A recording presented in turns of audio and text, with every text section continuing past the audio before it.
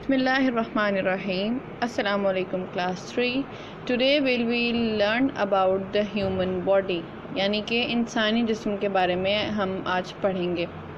हमारे जिस्म में क्या क्या बॉडी पार्ट्स हैं, ये एक मशीन की तरह काम करता है, लेकिन कैसे काम करता है, और सेल क्या होता है, ऑर्गन और इस तरह की चीज़ें। हमारा जिस्म जो है एक कम्प्लेक्स यानी कि उलझा हुआ चीज़ों में चीज़ें, लेकिन एक बहुत हैरत अंगेज़ मशीन है। जिस तरह की एक मशीन होती है वो काफ़ी सारे हिस्सों से मिलकर बनी होती है, इसी तरह हमारा जिस्म भी बहुत सारे बॉडी पार्ट से मिलकर बना हुआ है। और body is made up of many different parts called organs and their basic units is called a cell. अब हम देखते हैं कि हमारी बॉडी का बेसिक यूनिट क्या है। हमारी बॉडी का बेसिक यूनिट है सेल। सेल जो है हर लिविंग थिंग सेल से मिलकर बनी हुई है, और ह्यूमन बॉडी जो है मिलियंस ऑफ यानी कि बहुत ज़्यादा सेल्स से मिलकर बनी हुई है। सेल्स का हमारी बॉडी में फंक्शन क्या है, वो हमारी बॉडी को स्ट्रक्चर प्रोवाइड करते हैं, न्यूट्रिएंट्स लेकर देते हैं फूड से, यानी कि फूड से न्यूट्रिएंट्स प्रोवाइड करते हैं बॉडी को, और बहुत सारे इंपॉर्टेंट फंक्शंस भी वो परफॉर्म करते हैं, जो कि हम नेक्स्ट क्लासेस में पढ़ेंगे। अब जब काफ़ी सारे सेल मिल जाते हैं तो वो क्या बनाते हैं, वो टिश्यूज़ बनाते हैं। क्लास इस स्लाइड में हम देख रहे हैं कि हमारे सामने ब्लड सेल्स और बोन सेल्स की पिक्चर है। अब ये क्या होते हैं, ये टाइप्स ऑफ सेल्स हैं जिसकी हमें एग्जांपल दी गई है, और हर टिश्यू की एक स्पेसिफिक जॉब होती है, यानी कि एक टिश्यू एक ही जॉब परफॉर्म कर रहा होता है। बेशक वो मुख्तलिफ सेल्स से मिलकर बना होता है, लेकिन वो सेल्स भी सारे सेल्स एक ही जॉब परफॉर्म कर रहे होते हैं, एक ही काम कर रहे होते हैं। वो जब मिलकर काम करते हैं तो वो नंबर ऑफ़ जॉब्स कर देते हैं, मतलब कि काफ़ी सारे इंसानी जिस्म के लिए काफ़ी ज़्यादा काम कर देते हैं। सेल्स का फंक्शन देख लेते हैं। टिश्यूज़ का फंक्शन देखते हैं। टिश्यूज़ का फंक्शन है कि वो हमारी बॉडी को इंजरी यानी कि चोट और इन्फेक्शन से बचाता है, हमारी बॉडी को हिलने में भी मदद देते हैं, और हमारी बॉडी को फ्रेम देते हैं, ढांचा देते हैं कि जिससे शेप वाज़िया होती है बॉडी की।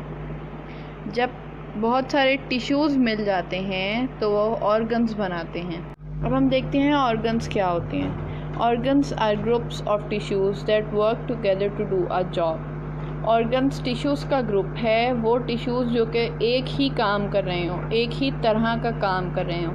Each organ performs a particular job for the body. Her organ जिस्म के लिए एक ख़ास जॉब कर रहा होता है, मतलब एक ऑर्गन का एक ही जॉब होता है। ऐसा नहीं होता कि वो इनहेल भी कर ले और वो डाइजेस्ट भी कर ले और वो ब्लड भी सर्कुलेट कर दे, वो एक ही काम कर रहा होता है। जैसे कि लंग्स जो हैं हमारी बॉडी का एक ऑर्गन है जो कि टिश्यूज़ से बना हुआ है, और ये हमारी मदद करते हैं ब्रीदिंग में, सांस लेने में मदद करते हैं। और आप हार्ट को देखें तो हार्ट का क्या काम है, वो ब्लड पंप करता है। जब ब्लड पंप करने वाले और उसको ट्रांसफ़र करने वाले ऑर्गन्स मिल जाते हैं तो वो एक ऑर्गन सिस्टम बनाते हैं, जिसको हम सर्कुलेटरी सिस्टम कहते हैं। और जब लंग्स के साथ रेस्पिरेटरी ऑर्गन्स मिल जाते हैं तो वो एक रेस्पिरेटरी सिस्टम बनाते हैं, जो कि ऑर्गन सिस्टम है। और इन दोनों सिस्टम्स किससे कंपोज हैं, किस चीज़ से बने हुए हैं, ये सब ऑर्गन्स से बने हुए हैं, इसलिए हम इनको ऑर्गन सिस्टम कहते हैं। जब एक ही तरह का, एक ही काइंड का काम करते हुए ऑर्गन्स मिल जाएं तो उनको क्या कहते हैं, organ system. An organ system is a group of organs that work together to do a specific job for body. Organ system जो है पूरी बॉडी के लिए एक ही जॉब कर रहा होता है। मतलब अगर उस ऑर्गन सिस्टम का काम है सांस लेना तो वो सांस ही लेगा और कुछ नहीं करेगा।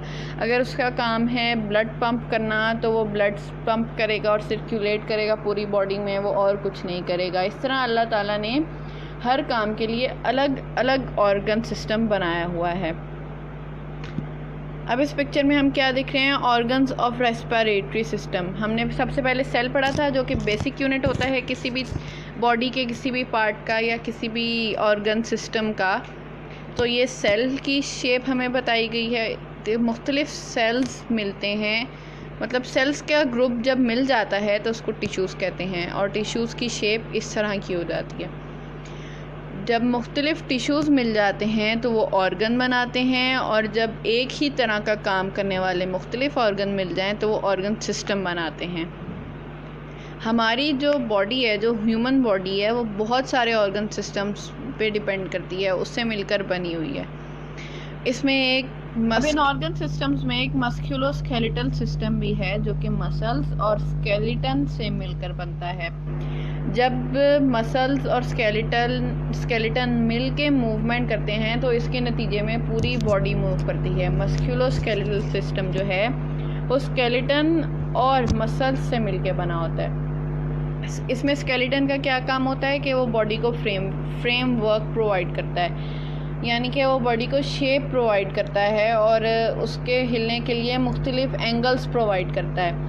और जब ये बोन्स जो हैं वो मसल्स से कोऑर्डिनेट करती हैं तो पूरी बॉडी मूव करती है। जो मसल कॉन्ट्रैक्ट होता है वो बोन उस तरह मूव होती है, जो मसल रिलैक्स होता है उसकी बोन उस तरह मूव होती है, और इस तरह मस्कुलोस्केलेटल सिस्टम काम करता है।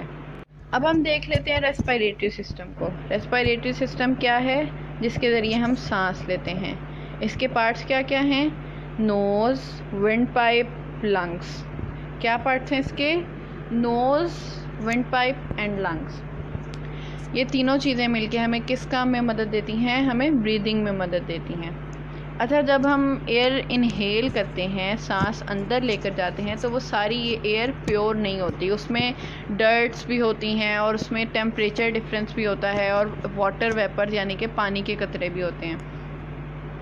इसको अंदर जाने से पहले क्लीन करना, साफ़ करना ज़रूरी है। ये अल्लाह ताला ने इसके लिए क्या सिस्टम बनाया है? अल्लाह ताला ने हमारे विंड पाइप, हमारी नोज़ में फ़ाइन हेयर यानी कि बहुत बारीक से छोटे छोटे से बाल और एक स्टिकी सा मटेरियल जिसको हम म्यूकस कहते हैं, अल्लाह ताला ने उसको वहाँ पर प्लेस किया है, वहाँ पर रखा है ताकि वो डर्ट पार्टिकल्स उससे चिपक जाएं और वो हमारे रेस्पिरेटरी सिस्टम को अंदर जाके ख़राब ना करें। और ये जो म्यूकस है ये नोज़ में प्रेजेंट है, यानी कि ये नाक में होता है।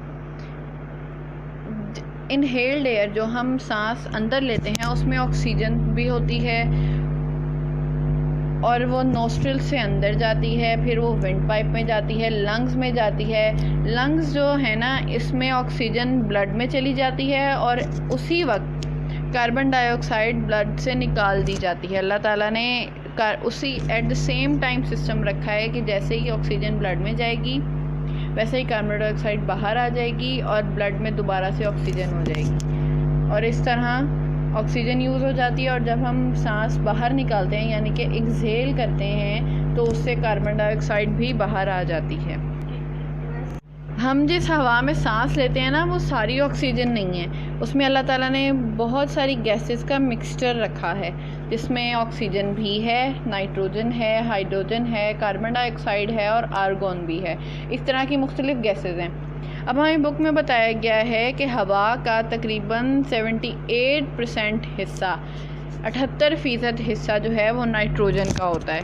मतलब 78% नाइट्रोजन होती है हवा में और 21% ऑक्सीजन होती है, यानी 21% ऑक्सीजन होती है हवा में।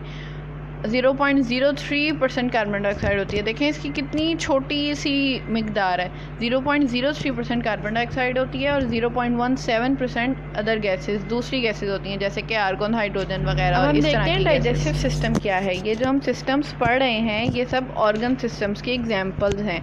ऑर्गन सिस्टम इन्हें ही कहते हैं। डाइजेस्टिव सिस्टम के पार्ट्स देखते हैं। डाइजेस्टिव सिस्टम में माउथ है, फूड पाइप है जिसके ज़रिए खुराक पेट तक जाती है, फिर स्टमक है, स्मॉल इंटेस्टाइन है, लार्ज इंटेस्टाइन है, इस तरह के सब पार्ट्स। जब हम खाना खाते हैं तो हमारे, आपने पिछले चैप्टर में पढ़ा था ना कि दांतों का क्या काम होता है। दांत हमारे खाने को छोटे छोटे पीसेस में स्प्लिट करके फूड पाइप में धकेल देते हैं, ज़बान के ज़रिए वो फूड पाइप में चला जाता है। और जब खाना हम च्यू कर रहे होते हैं तो वो सलाइवा से मिक्स हो जाता है। सलाइवा क्या है? अ वाटरी फ्लूइड इन माउथ, पानी की तरह का फ्लूइड है, लिक्विड है मुंह में, और इसके ज़रिए ज़बान से हम खाना फूड पाइप में पास कर देते हैं। फूड पाइप चलता चलता स्टमक तक आता है। जब स्टमक में खाना जाता है तो वहाँ डाइजेस्टिव जूस होता है जो कि डाइजेस्टिव सिस्टम जो कि स्टमक में होता है। इसका काम क्या होता है, ये डाइजेशन करता है, यानी कि खाने को हज़म करता है। इसकी वजह से खाना नरम हो जाता है और फिर स्मॉल इंटेस्टाइन में चला जाता है, जहाँ पर डाइजेशन दरअसल होती है। डाइजेस्टिव जूस जो है जो कि स्टमक में प्रेजेंट है, ये खाने को नरम करता है और इसके बाद खाना पास ऑन हो जाता है स्मॉल इंटेस्टाइन को। स्मॉल इंटेस्टाइन में डाइजेशन होती है और जो डाइजेस्टेड फूड होता है वो हमें काम करने के लिए और खेलने के लिए और ज़िंदगी के बाकी काम करने के लिए एनर्जी प्रोवाइड करता है। जो अनडाइजेस्टेड फूड होता है, जो डाइजेस्ट नहीं हुआ होता, वो लार्ज इंटेस्टाइन में चला जाता है और आखिर में वो एनस से खारिज हो जाता है, एक्सक्रीट हो जाता है। अब हम देखते हैं सर्कुलेटरी सिस्टम। सर्कुलेटरी सिस्टम जो कि खून को पूरी बॉडी में सर्कुलेट करता है, ट्रांसफ़र करता है। सर्कुलेटरी सिस्टम के पार्ट्स देख लेते हैं। इसमें हार्ट है, ब्लड है और ब्लड वेसल्स। हार्ट जो है वो पंपिंग ऑर्गन है जो कि ऑक्सीजन रिच ब्लड, यानी कि जिस ब्लड के हिस्से में ज़्यादा ऑक्सीजन होती है वो उसको बॉडी पार्ट्स की तरफ भेजता है और जिसमें ऑक्सीजन कम होती है वो हार्ट की तरफ रिटर्न आ जाता है। हार्ट के टोटल 4 चैम्बर्स हैं और हार्ट हमारी बॉडी में इतना ज़्यादा काम करता है कि एवरेज वो हमारी बॉडी में 7 लीटर ऑफ ब्लड पंप करता है। अब चैप्टर की एक्सरसाइज की तरफ आ जाएं। इसमें जो पेज नंबर 18 है ये आप लोग डाइजेस्टिव सिस्टम की डायग्राम है, इसको आप पहले प्रैक्टिस करेंगे और फिर सॉल्व करेंगे।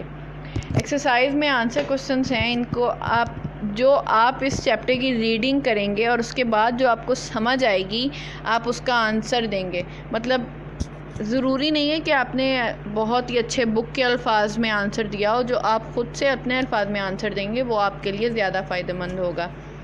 इसके बाद आप फिलिंग द ब्लैंक्स फिल करेंगे। जब आप चैप्टर गौर से पढ़ेंगे ना और इस वीडियो को बार बार सुनेंगे तो आपको सब कुछ समझ में आ जाएगा।